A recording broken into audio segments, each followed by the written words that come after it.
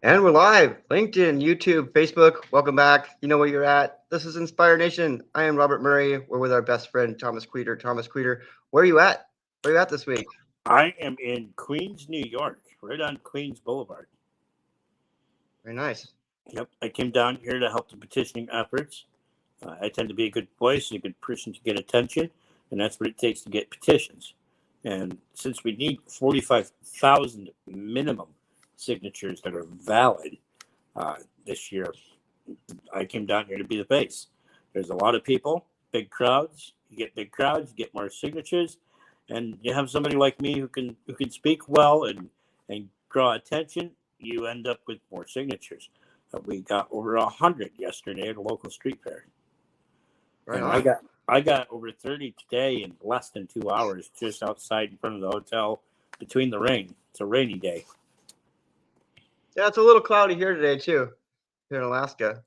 But so you're packed in there in a Holiday Inn Express in New York doing the thing, getting the signatures. And man, it takes a lot of work to get 100 signatures. You were out probably most of the day. What else did you do this week? Did you have Well, a cannabis rally? yes, we did on Saturday. So I arrived in Queens Saturday afternoon, right before we held our cannabis protest and memorial. The protest was to protest the federal scheduling of cannabis.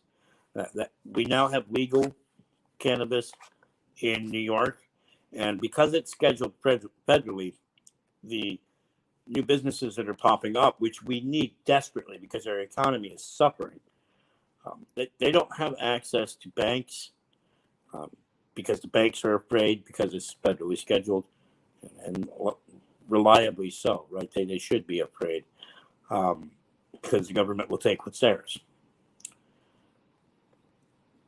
They also don't get to reap the same tax benefits, tax write-offs that every other business of the same size gets to utilize. So if you're taxed and you can't write off, then the price of your product goes up, and then your patronage goes down because there's still a black market, or what we actually call a gray market. And we see this happening in California. Parts of California are at least discussing reducing the taxes on cannabis so that the legal businesses can compete with the black market. And that's why they call it a gray market. It's legal to have cannabis. It is illegal to sell cannabis unless you're licensed and collecting taxes in California. It is pretty much the same way in New York. A lot of the cannabis businesses that I've talked to, particularly the larger ones that are familiar with multiple states where it's legal, have said things like, it's the most convoluted tax structure I've seen on earth for cannabis in New York. So, we're protesting the federal scheduling because it's a huge economic opportunity for a state that lost over 100,000 small businesses just in the first 6 months of the pandemic. Now, we were also, as a memorial to those whose lives were damaged by cannabis being illegal. A lot of people's first offense would be a possession charge for cannabis, and they go to jail, and maybe they learn how to commit other crimes, or maybe they get a bad attitude because they just got punished for a plant. Why shouldn't I do something more illegal? That's really a mentality that happens. I've seen it, and we need to stop damaging lives and people over a plant. That is wrong, and our government shouldn't be doing things that are wrong. We talk about morality and ethics, and yet here we are punishing our own people for seeking what they already know helps them. I'm a cannabis advocate, and I always advocate that if you're a new cannabis user, if you're looking to try it for the first time, make sure you know what you're getting, where you're getting it from, and don't try the strongest thing you can get first. Start with something light. I particularly recommend that people start with just a CBD and then move to a low THC flower or product and find their own way that way, because everybody is different. What 5 milligrams of THC does to Robert Murray isn't the same as what 5 milligrams of THC does to Tom Queter. Tom Queter can eat a couple 100 milligrams of THC and not feel it, because I've been a medical patient for cannabis for 26 years. Robert, how long have you been smoking cannabis? I've been actually smoking cannabis since I was in high school, honestly, off and on, probably 16 years old. Right. So not And quite normally as long, for and probably not quite as heavily, because no, you probably weren't fighting the pain of multiple broken bones as I was. When you're a medical patient in particular, you build up your tolerance quickly, and there's two reasons for that. One, you can handle yourself better on the medication. Anybody out there who's taken opiates might have realized at some point the opiates stopped working as strongly, and that's because your body gets used to it. The difference between opiates and cannabis is that when cannabis stops working as strongly, it really just stops getting you so high. It's still the medicine. It's still doing what it should do. It still kills pain, but it doesn't really get you as high. It takes a lot more cannabis to get, quote, high than someone who doesn't use for medicinal reasons for a long time. So building up your tolerance and starting slow, they're both things that are necessary. So it might be a good time to mention our buddy Dan Berman and throw up his website for a second here. Absolutely, nuggetknowledge.com. He's got CBD products and a Delta 8, I believe, and this is legal in certain states. And he's a good friend. And Dan Berman, our buddy, Taxation Theft Berman, we love him. So check him out, Nugget Knowledge down there. I was just talking to Dan about an hour ago, actually. Oh, good. He's a good friend of mine. We check in on each other. Yeah, I see him on Clubhouse. So, the cannabis protest, it went very well. And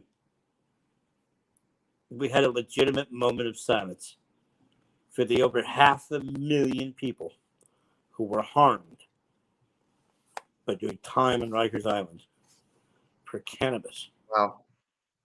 So you could were you close enough where you could just basically throw a rock and then it's legal here and it's not there, and there's people in jail here, and then it's not whether or not it's legal. Rikers Island is a prison. Oh, okay. See, thank you. I learn something every day. I think it's technically a jail. I'm not sure if it's prison or jail or both. New York City is weird to me as an upstater. I don't understand some of the things they do, and that's okay, right? For libertarians, home rule, things need to be different. Hi, Connie. Then, it's important to recognize not only our own personal mistakes, but the mistakes that our government has made. We have alcohol prohibition to look at what happens when we make something that people want illegal. We have gun prohibition that did the same thing.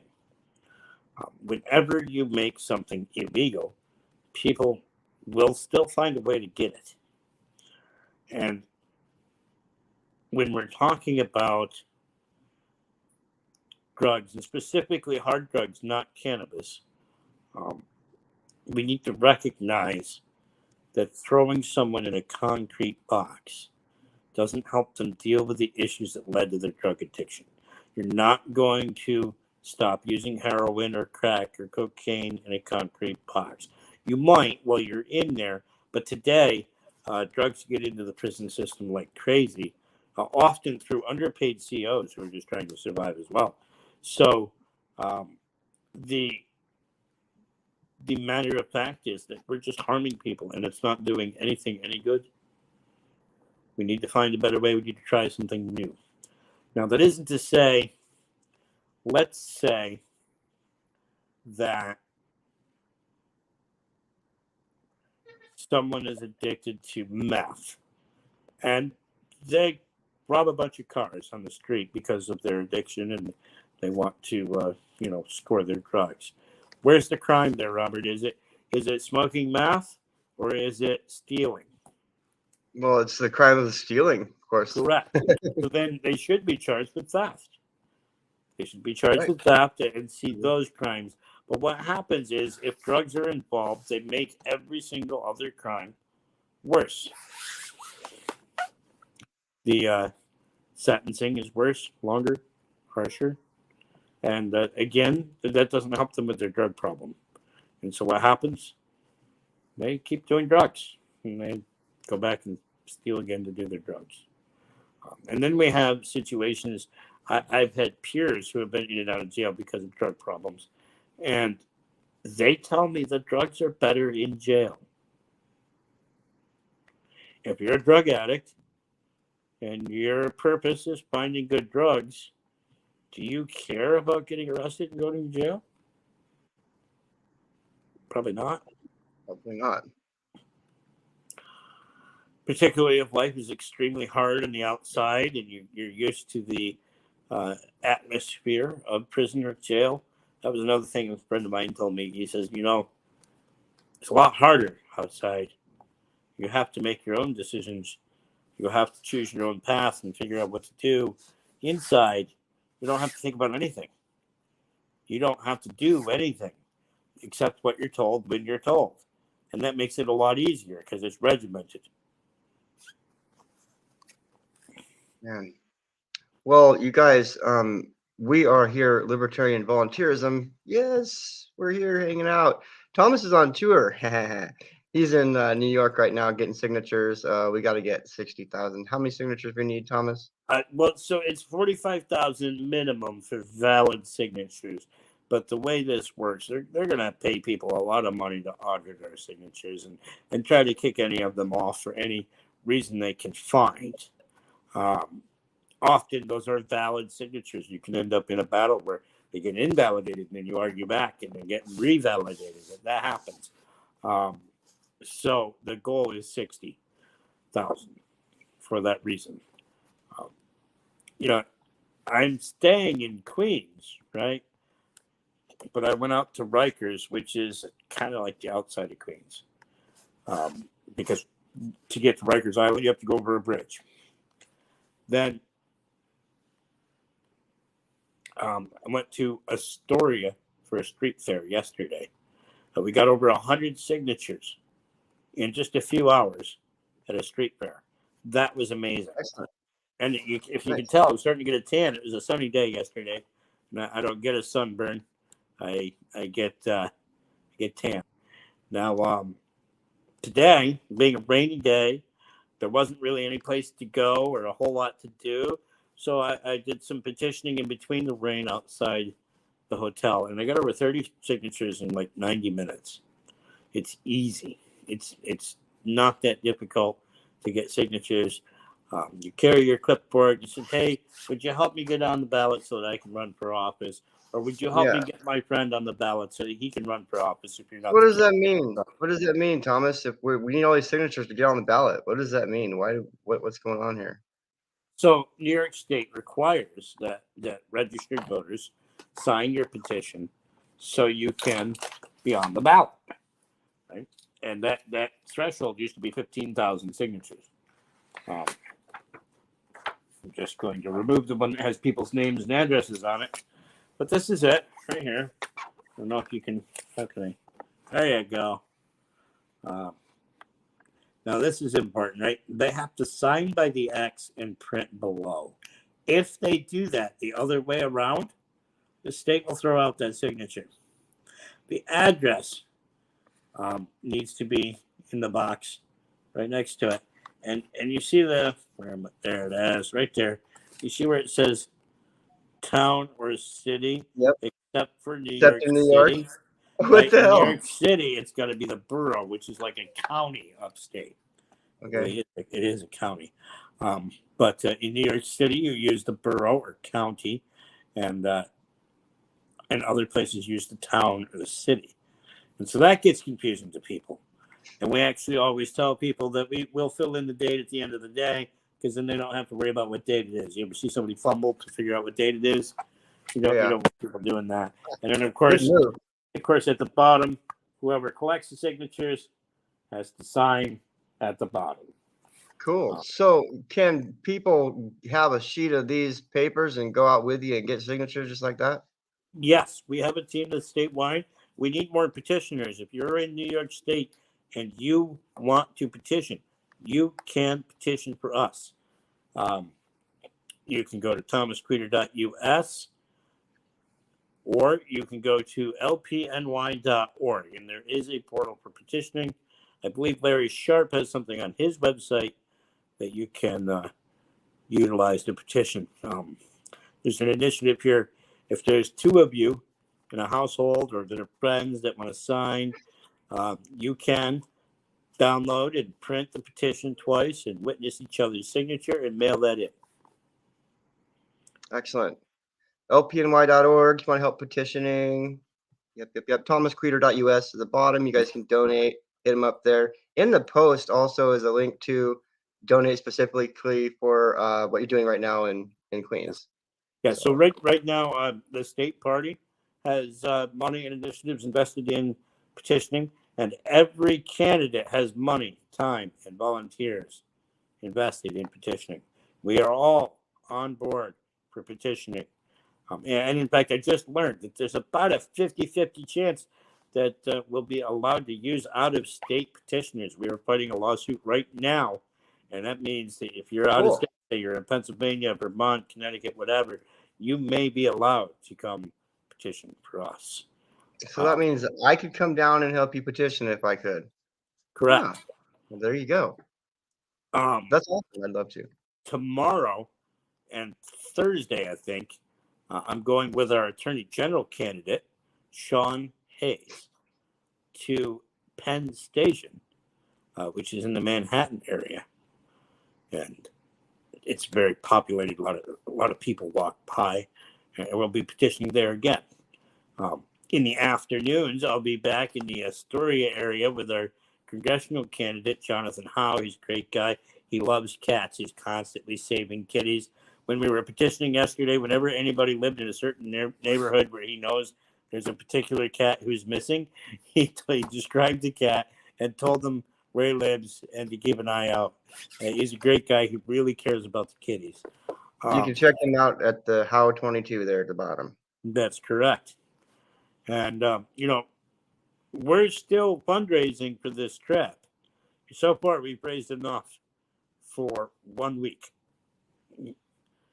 Now, if you go to thomasqueeter.us and you click that donate button, you can help me stay here another week. And that way, we can get more signatures. New York City is very populated. It's a big city. There's a lot to do. There's a lot of people that have signed, and we need that. Otherwise, I'll go home and try to arrange everything I can there. But really, there's more people here. What are we? Who's the guy we're trying to chuck out the window here? That's Chuck Schumer. He's been in office for about 20 years plus. Yeah, he's got to go. Thomas Queeter. Let's get him out of there. Defenestration. So then this coming Saturday is the New York City Cannabis Parade. That'll be in Manhattan. And we're going to have flyers of our cannabis protest and memorial from this past Saturday. We're going to be handing them out while we get petitions. Cool. And if we don't get another, I haven't even checked. I don't know how far in we in. But we need another 1,500 to stay in the city another week. Right now, there's matching donors, right? We got 2 donors willing to donate $500 in matching donations. Excellent. The first one we cleared. That $500 matching donation is done. The second one still has about $380 left on it. Guys. $380 right now becomes $760. Beautiful. So every dollar gets doubled right now. Now it's time to donate. Make the most of your dollar. It's costing you over $200 a night to stay in a hotel. So this money is really important, right? Yep. Right. But yeah, that $1,500 is just for the hotel. That doesn't count gas and food. I actually, I'll show you how I live on the road, right? Occasionally, people will buy me a meal, and it'll be a fancy meal. Sean Hayes bought me some excellent salmon. This is how I live on the road. No, there's your sardines. I don't go paying for steak and sushi or even pizza. This is a 99-cent can of sardines, and for me, it works as a meal. There you I go, guys. also have some RX bars. I would show you, but the Those phone are is actually sitting on the box of RX bars. like mine's sitting on a dictionary, so I understand. Yep. So I'm not out here spending your money on steak and lobster, right? When I travel, I travel on the cheap, and I spend my own money on these sardines. Hey, and so also, we love this guy. Let's make sure that we're watching Spike Cohen on TV, Libertarian here. Boom, boom, boom, boom. Ding. What else we got, Thomas? Well, that's about it for the update, and that's about it for my time. I'm Okay. gonna get working with my comms director. She's here for the evening to help me get some things set up. Carl says make sure you brush your teeth. I don't know who Carl is or why he thinks that, but thanks. Sorry. Carl, I would brush my teeth if I had any, so. Hey, you know what? You got I actually have to only use mouthwash. My doctor, because of my condition, my teeth are also brittle. I cannot brush my teeth. I have to use mouthwash only. Oh, it's because you're eating sardines. Oh, that's why. Yeah. No, don't worry about that. I carry mints and gum and mouthwash, whole 9 yards. Okay, cool. You guys Not are everybody likes sardines. Yeah, I love the oysters. I like the smoked oysters. We had talked about this before. Yep. Those are definitely a keeper. Every Monday, 9 p.m. Eastern time, you guys, Libertarian Volunteerism with the one and only Thomas Queter. We got to check Schumer out the window, so let's do this. And what do you think, Thomas? Any more shout outs? I just want to thank everybody that's been involved with helping my campaign, helping travel me around. And yeah, that's great. All right. You guys have a wonderful week. We will see you next week. Same time. Donate. Let's get those matching donations for the next 380. We love you, Liberty. Connie, I'll see you on Clubhouse. You guys take care.